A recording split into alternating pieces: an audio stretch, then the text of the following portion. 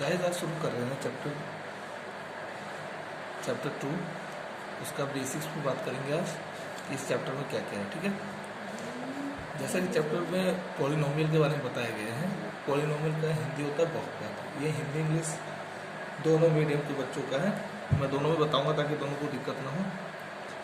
तो पॉलिनोमियल का मतलब होता है बहुपद। ठीक है, तो बहुपद होता क्या है पहले आपको ये पता होना चाहिए। तो पॉलिनोमियल कुछ नहीं होता है, पॉलिनोमियल में सिर्फ वेरिएबल और नॉन वेरिएबल का कॉम्बिनेशन होता है। ठीक है सीधे से आपको बताना है कि जो पॉलिनोमियल होता है उसमें वेरिएबल और नॉन वेरिएबल दोनों होते हैं। ठीक है ना, वेरिएबल क्या होता है अल्फ़ाबेट आपके, नॉन वेरिएबल क्या होती है जो डिजिट्स होती है, नंबर्स जो होते हैं 1 2 3 4 कुछ भी। ठीक है, अब यूँ समझो बहुपद में अगर हिंदी बोलो तो बहुपद में वेरिएबल को चर बोलते हैं, दो चीज़ होती है चर और अचर। ठीक है, दोनों मिल करके हमारा क्या बन जाता है बहुपद बन जाता है। अब आगे बढ़ते हैं, आगे में लिखा हुआ कि टाइप्स ऑफ पॉलिनोमियल। तो कितने टाइप के पॉलिनोमियल होते हैं? तो 3 टाइप के जनरली मैंने यहाँ पे बताए हैं। लीनियर पॉलिनोमियल हो गया, क्वाड्रेटिक पॉलिनोमियल हो गया और क्यूबिक पॉलिनोमियल हो गया। ठीक है, लीनियर का मतलब होता है कि कोई भी पॉलिनोमियल जो आप बना रहे हो जिसमें आपका वेरिएबल है और नॉन वेरिएबल है, वेरिएबल नॉन वेरिएबल है, तो उसके ऊपर पावर नहीं होनी चाहिए, मतलब एक पावर होनी चाहिए। नहीं का मतलब एक तो होता ही है। जैसे कि मैंने ये लिखा 2y + 5, तो इसका मतलब y पे कितना है 1 है। ठीक है, मैंने यहाँ 2x लिखा तो x पे पावर कितना मानोगे 1 है। तो इसका मतलब ये क्या हो गया लीनियर पॉलिनोमियल हो गया। क्वाड्रेटिक पॉलिनोमियल क्या होता है? सिंपल है, पावर कितनी होनी चाहिए 2। मैंने यहाँ लिख रखा है पावर 2। हिंदी वाले भी समझते हैं पावर क्या होता है। तो ये जैसे मैंने यहाँ पर एक पॉलिनोमियल लिखा उसके ऊपर y के ऊपर पावर कितनी है 2 है ना, डेट मीन्स ये क्वाड्रेटिक पॉलिनोमियल हो गया। यहाँ पे देखो पावर कितनी है 2 है ना, तो this is a quadratic polynomial. Now third point पे अगर मैं बात करूँ तो यहाँ पर क्यूबिक पॉलिनोमियल आता है। ठीक है, क्यूबिक मतलब पावर 3, क्यूबिक मतलब पावर 3। ऐसा पॉलिनोमियल जिसमें पावर कितनी हो मैक्सिमम 3 हो। बस समझने के लिए यही होता है। एक चीज़ गौर करने वाली बात है गाइज कि फर्स्ट सेकंड थर्ड अगर आप तीनों पॉलिनोमियल को देखो तो अगर मैंने x लिखा तो उस पॉलिनोमियल में सिर्फ x ही लिखना है, y नहीं लिखना, क्योंकि वन वेरिएबल काम यहाँ पे वो करते हैं।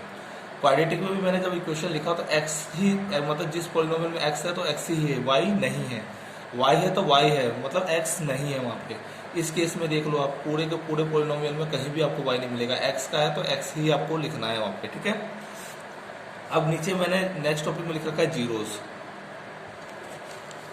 नेक्स्ट टॉपिक में मैंने लिख रखा है जीरोस। ठीक है, तो आपको ये पता करना चाहिए तब होगा कि जीरोस क्या होता है, जीरोस कैसे फाइंड आउट किए जाते हैं। ठीक है, होता क्या है जीरोस, जीरोस तो पता करना। तो जैसे कि मैं अगर लीनियर की बात करूं, लीनियर पॉलिनोमियल है ना, इसकी पावर कितनी है 1, तो इसमें जीरोस की संख्या कितनी होगी 1 होगी। ठीक है, तो सॉल्व कैसे करोगे, जीरो के इक्वल करके, जैसे हम जनरल निकालते हैं 6 यहाँ प्लस का इधर आएगा माइनस का, 2 मल्टीप्लाई में इधर डिवाइड में काटते थे -3, मतलब x की वैल्यू होगी -3। मैंने क्या बताया था आपको कि इसमें मूलों की संख्या मतलब जीरोस कितने होंगे 1 ये ना, सिर्फ एक वैल्यू आई है। अगर मैं आपको ये बोलूँ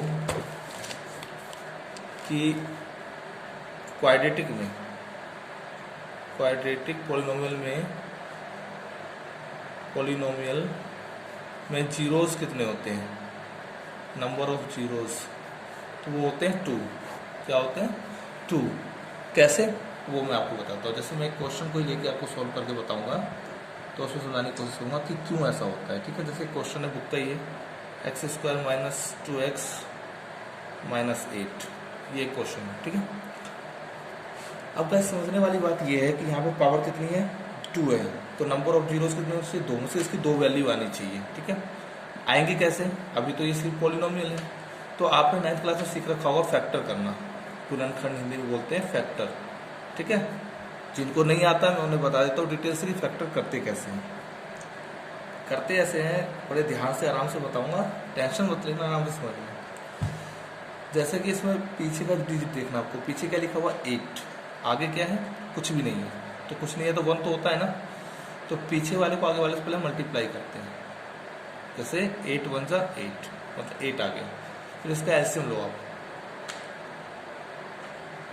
ले लिया एलसीएम। एलसीएम के बाद आपको क्या करना होता है, फिर से मैं बताता हूँ। पहला स्टेप क्या होता है कि पीछे वाले को आगे वाले से गुना करो, फिर उसका एलसीएम ले लो। एलसीएम के बाद क्या होता है कि बीच में क्या लिखा हुआ है आप वो देखो, 2 लिखा हुआ है, तो ये 2 बनाना है, ये जो आपके जो फैक्टर आए इनका यूज़ करते हुए। ठीक है, एक चीज़ और कंडीशन है कि मल्टीप्लाई आप किसी को भी किसी से कर सकते हो, प्लस और माइनस सिर्फ एक बार होगा। अगर मैंने माइनस कर लिया तो प्लस नहीं कर पाऊंगा इनको, और प्लस कर लिया तो माइनस नहीं कर पाऊंगा। बट मल्टीप्लाई में कितनी बार भी कर सकता हूँ। तो मैं अगर 2 और 2 को मल्टीप्लाई करूँ, सोचो 2 और 2 को मल्टीप्लाई करूँ तो क्या हो जाएगा 4, और 4 में से 2 माइनस कर दूँ तो क्या आ जाएगा 2। मतलब ये 4 और 2 का रिलेशन बन रहा है यहाँ पे।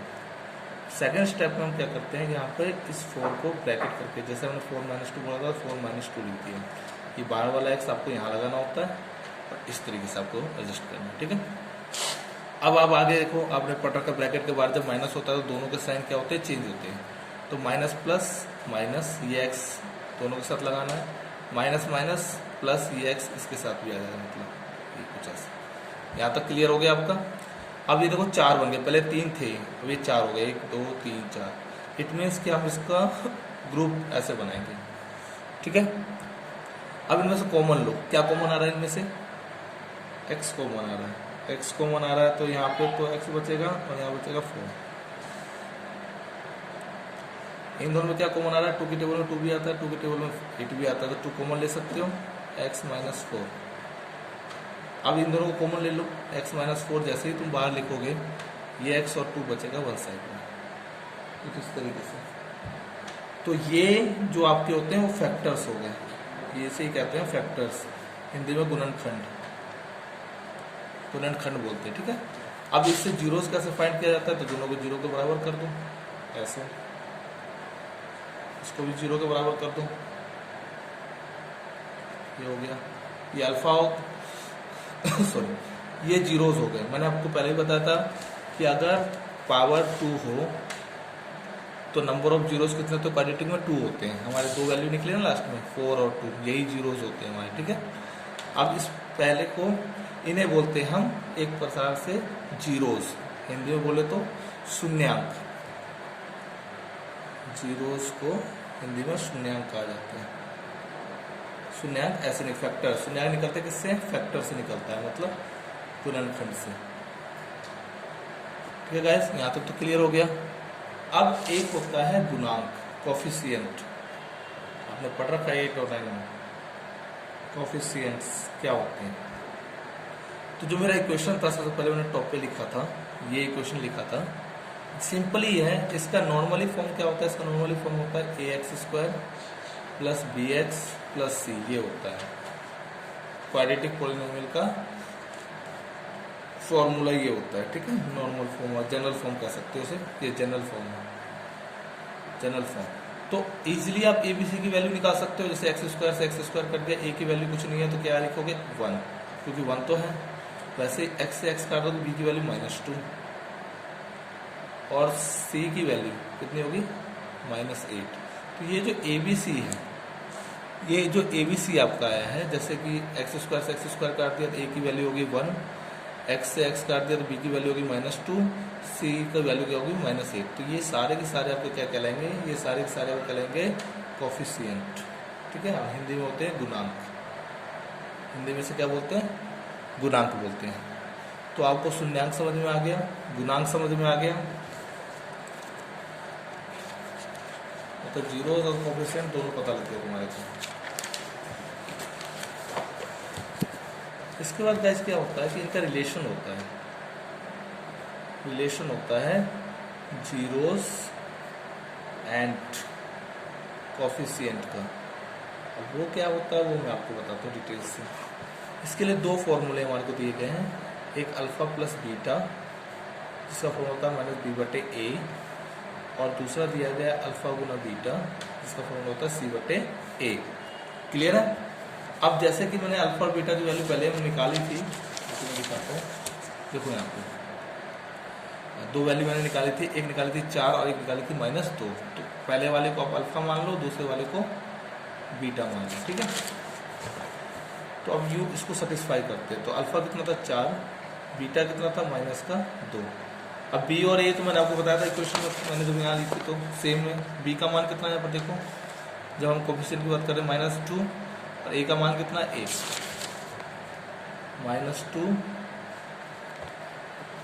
अपॉन में 1।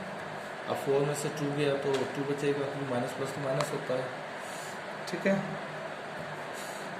एक माइनस तो बाहर फॉर्मूले का माइनस माइनस क्या होगा प्लस 2, ये भी हो गया 2, ये दोनों आ गए इक्वल, इसका मतलब रिलेशन हो गया। सेम यहाँ पर बात करें तो अल्फा का मान हमारा कितना था, तो अल्फा का मान था 4, बीटा का मान कितना था -2, सी का मान क्या था, तो सी का मान देख लेते हैं यहाँ से, सी का मान कितना माइनस का 8, यहाँ देखो माइनस का 8, ए का मान 1, 4 2 जा 8 -8 equal that means relation is satisfied. ठीक है, इस तरीके से हम करते हैं। नेक्स्ट वीडियो में मैं आपको आगे और बताऊंगा। ठीक है, वीडियो ज़्यादा लंबी हो जाएगी, तब तक आप ये करें और आगे क्वेश्चन सॉल्व करें।